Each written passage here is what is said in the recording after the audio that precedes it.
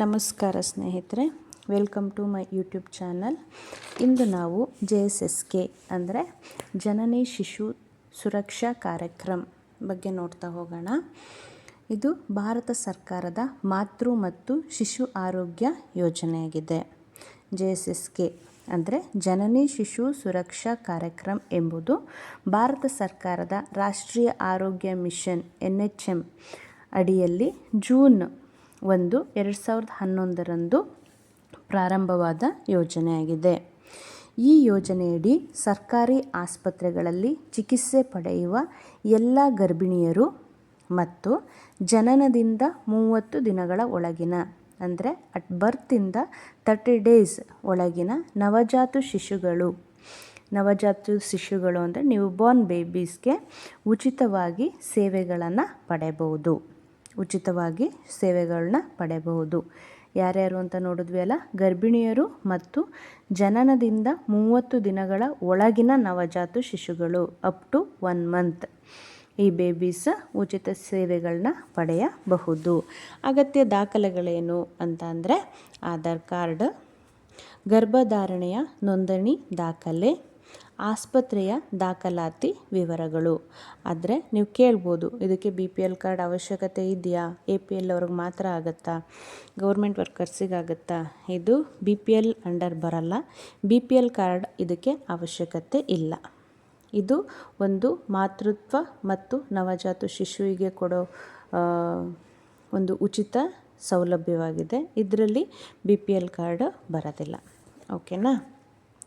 ಹಾಗಾದರೆ ಯೋಜನೆಯ ಉದ್ದೇಶ ಏನು?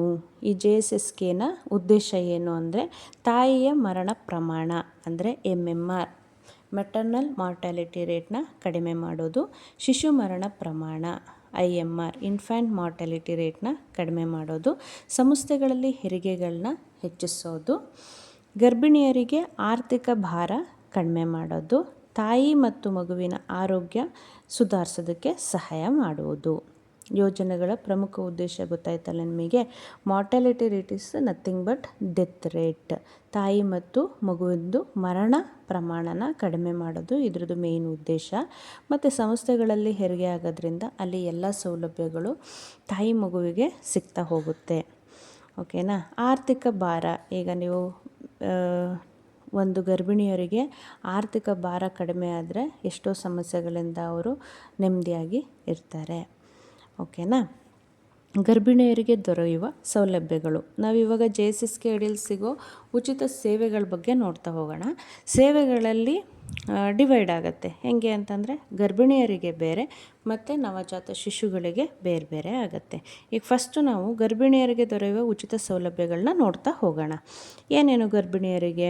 ಉಚಿತ ಹೆರಿಗೆ ಅಂತಂದರೆ ಅದು ನಾರ್ಮಲ್ ಇರ್ಬೋದು, ಸಿಸರಿಯನ್ ಇರ್ಬೋದು, ಎಲ್ಲ ಸೇವೆಗಳು ಅವ್ರಿಗೆ ಉಚಿತವಾಗಿ ಸಿಗ್ತವೆ. ಉಚಿತ ಹೆರಿಗೆ ಸಿಗುತ್ತೆ.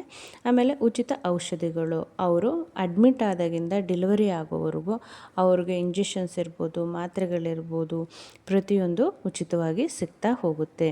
ಉಚಿತ ಪರೀಕ್ಷೆ, ಪೇಷಂಟ್ ಅಡ್ಮಿಟ್ ಆದಾಗ ರಕ್ತ ಪರೀಕ್ಷೆ ಇರ್ಬೋದು, ಮೂತ್ರ ಪರೀಕ್ಷೆ ಇರ್ಬೋದು, ಅಲ್ಟ್ರಾಸೌಂಡ್ ಇರ್ಬೋದು, ಅಥವಾ ಇತರೆ ಅಗತ್ಯ ಪರೀಕ್ಷೆಗಳು ಏನೇನು ಬರುತ್ತೆ ಅದೆಲ್ಲ ಅವ್ರಿಗೆ ಉಚಿತವಾಗಿ ಸಿಗ್ತಾ ಹೋಗುತ್ತೆ. ಉಚಿತ ರಕ್ತ, ಹಂಗಂದರೆ ಅವ್ರಿಗೆ ಡೆಲಿವರಿ ಟೈಮಲ್ಲಿ ಬ್ಲಡ್ ಲಾಸ್ ಆಗಿ ಅಥವಾ ರಕ್ತಸ್ರಾವ ಜಾಸ್ತಿ ಆಗಿ ಅವ್ರಿಗೆ ರಕ್ತ ಅಗತ್ಯ ಬಿತ್ತು ಅಂದರೆ ರಕ್ತನೂ ಸಮೇತ ಅವ್ರಿಗೆ ಉಚಿತವಾಗಿ ಸಿಗುತ್ತೆ. ಓಕೆನಾ? ಹಾಗಾಗಿ ಆಸ್ಪತ್ರೆಯಲ್ಲಿ ದಾಖಲಾದ ಅವಧಿಯಲ್ಲಿ ಉಚಿತ ಆಹಾರ ಮತ್ತು ಉಚಿತ ಸಾರಿಗೆ ಸಿಗುತ್ತೆ. ಮನೆಯಿಂದ ಆಸ್ಪತ್ರೆಗೆ, ಒಂದು ಆಸ್ಪತ್ರೆಯಿಂದ ಮತ್ತೊಂದು ಆಸ್ಪತ್ರೆಗೆ, ಮತ್ತು ಆಸ್ಪತ್ರೆಯಿಂದ ಮನೆಗೆ. ನವಜಾತ ಶಿಶುಗಳಿಗೆ ನೀವು ಹೇಳ್ತಾ ಹೋದರೆ ಅಟ್ ಬರ್ತಿಂದ 30 ದಿನಗಳೊಳಗೆ ಮಗುಗೆ ಎಲ್ಲ ಉಚಿತ ಸೌಲಭ್ಯಗಳನ್ನ, ಔಷಧಿಗಳನ್ನ ಎಲ್ಲ ಕೊಡ್ತಾ ಹೋಗ್ತೀವಿ. ಹಾಗಾದರೆ ಕನ್ಕ್ಲೂಷನ್ ಏನು? ಉಚಿತ ಹೆರಿಗೆ, ಉಚಿತ ಔಷಧಿ, ಉಚಿತ ಪರೀಕ್ಷೆ, ಉಚಿತ ರಕ್ತ, ಆಹಾರ, ಸಾರಿಗೆ, ಈ ಒಂದು ಸೌಲಭ್ಯದ ಸದುಪಯೋಗನ ನೀವೆಲ್ಲ ಪಡಿಸ್ಕೋಬೇಕು. ಮತ್ತು ನಿಮ್ಮ ಸುತ್ತಮುತ್ತ ಇರೋ ಗರ್ಭಿಣಿ ಮಹಿಳೆಯರಿಗೆ ಇದ್ರ ಬಗ್ಗೆ ಹೇಳ್ತಾ ಹೋಗಬೇಕು. ಈ ಯೂಟ್ಯೂಬ್ ಚಾನಲಲ್ಲಿ ಇದೆಲ್ಲ ಮಾಹಿತಿಗಳು ಇಷ್ಟ ಆದರೆ ಒಂದು ಲೈಕ್ ಮಾಡಿ, ಶೇರ್ ಮಾಡಿ, ಸಬ್ಸ್ಕ್ರೈಬ್ ಮಾಡಿ. Thank you everyone. ಈ ಥರದ ಸರ್ಕಾರಿ ಉಚಿತ ಸೌಲಭ್ಯಗಳ ಬಗ್ಗೆ ನಾನು ಹೇಳ್ತಾ ಹೋಗ್ತೀನಿ ಮುಂದಿನ ವಿಡಿಯೋಗಳಲ್ಲಿ. Thank you. ಧನ್ಯವಾದಗಳು.